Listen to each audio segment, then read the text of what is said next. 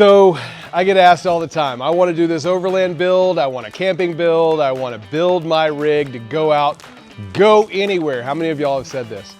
I want to be prepared for everything. So your rig is way overloaded with all the tools, all the spare equipment, all of the everything for every single scenario that you could ever face.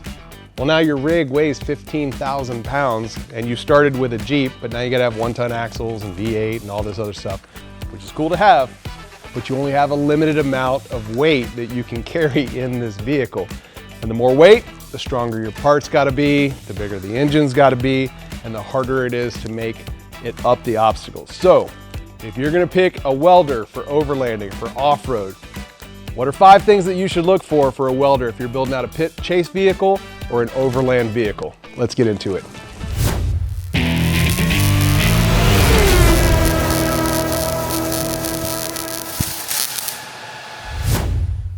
The first thing I would look for if I'm gonna build out a vehicle or kit out a vehicle to go out, go anywhere, and to do trail repairs, or like a chase vehicle. Portability.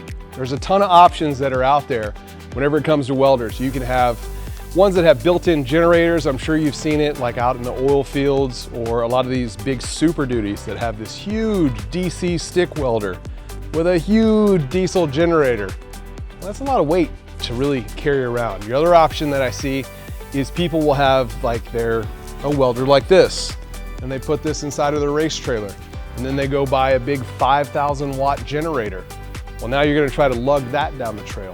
Some of the other options that you have is you can mount a welder into your Jeep, but now if you're in a canyon and there's a Jeep 5, 6, 10 vehicles in front of you, and they're broken down on a waterfall, you can't necessarily take that welder out and hike it up to where you've got to go. And it's not always feasible to drive your vehicle around to be able to get to what needs to be repaired. So you're kind of limited to the length of the cables that you've got. With the ESOP Volt, I really like it because I can just unstrap it. It's battery powered.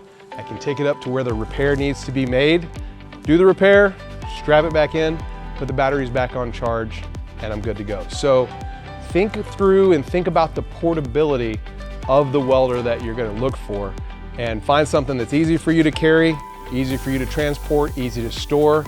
And let's say that you decide to, I don't know, you're in your rock crawler this weekend and you wanna go overland camping, you wanna go work on the property, or you wanna do whatever.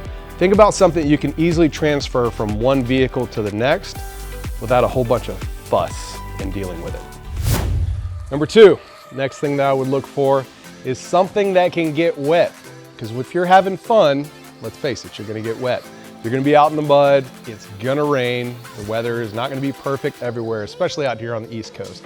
So if you're out wheeling, even if it's dry and it's been dry, there's gonna be mud puddles and it's gonna get wet. So think about that. Like, there's a lot of welders that are out there, but they can't get wet. Now, I'm not saying stand in a puddle of water or in the rain and weld. You will shock yourself. But we're taking this stuff off-road. We're taking it out to race pits. Geez, this last year at King of the Hammers, we had so much rain, snow, everything. The equipment that you take out in the field has to be able to survive that kind of stuff. Otherwise, when you need it, it's gonna short out, it's not gonna work. With this Volt, it's IP rated. So it's okay if it sits in the back of a truck. It's okay if it gets rained on. It's made to use, it's not gonna hurt it. And it'll be there even if it's in a rainstorm.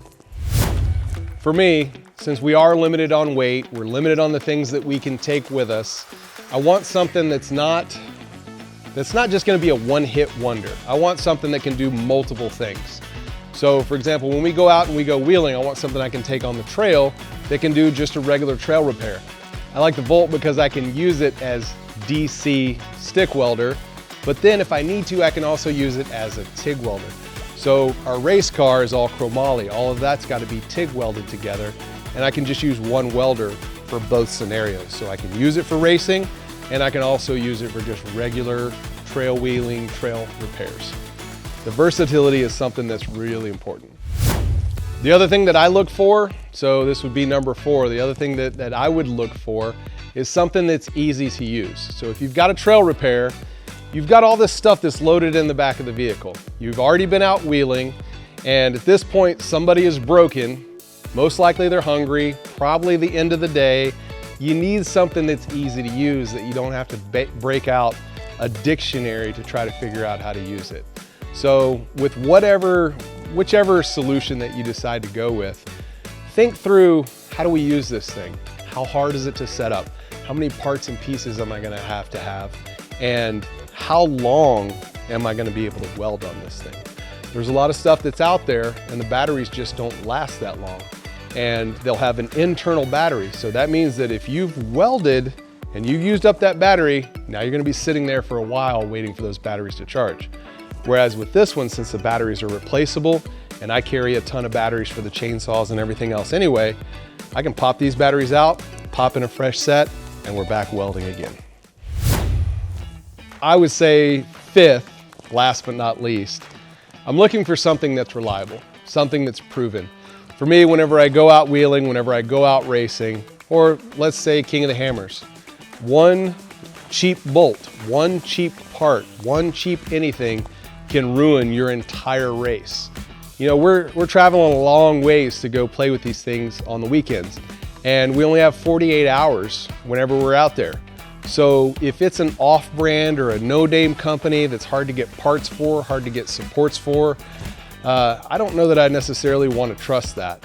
But with this ESAB machine, they've been around forever. They've been around for a long time and they build high quality machines. So I feel confident and I feel comfortable trusting them that when I need a welder for repair, this one's going to be there and it's going to work.